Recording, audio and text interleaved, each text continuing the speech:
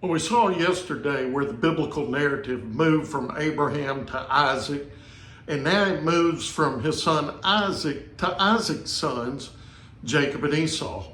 And the focus primarily is on Jacob. Jacob, his name means deceiver, and we see that played out in the scripture where he stole his brother Esau's birthright, stole his blessing.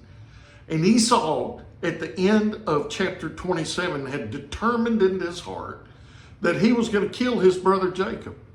And so they found out about this, the mother did, and sends Jacob away to go to her homeland, to the land of Haran, to get a wife for himself. And he has an interesting experience when he comes to spend the night in Luz. So let me read to you Genesis 28, verse 11 through 16, and verse 20 through 22. Begin in verse 11. He reached a certain place and spent the night there because the sun had set. He took one of the stones from the place, put it there at his head, and lay down in that place. And he dreamed. A stairway was set on the ground with its top reaching the sky, and God's angels were going up and down on it. And the Lord was standing there beside him, saying, I am the Lord, the God of your father Abram and the God of Isaac.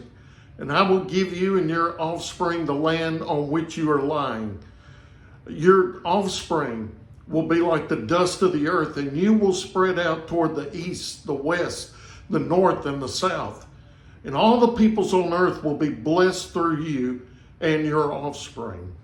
And look, I'm with you and will watch over you wherever you go. I will bring you back to this land, for I will not leave you until I have done what I have promised you.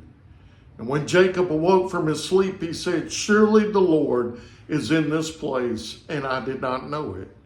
Verse 20 through 22. And then Jacob made a vow. If God will be with me and watch over me during this journey I'm making, and if he provides me with food to eat and clothing to wear, and if I return safely to my father's family, then the Lord will be my God. This stone that I have set up as a marker will be God's house, and I will give to you a tenth of all that you have given me. Now, what Jacob sees here is the vision of a ladder. And Jacob may have felt alone. He may have felt abandoned. He may have felt ashamed. From all we can tell, he's on this journey by himself. And he's probably not having the best night of sleep, sleeping on a rock.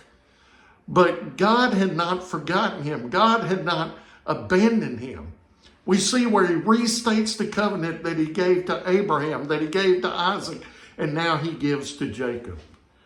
You know, God didn't forget Jacob, and God doesn't forget you and I either.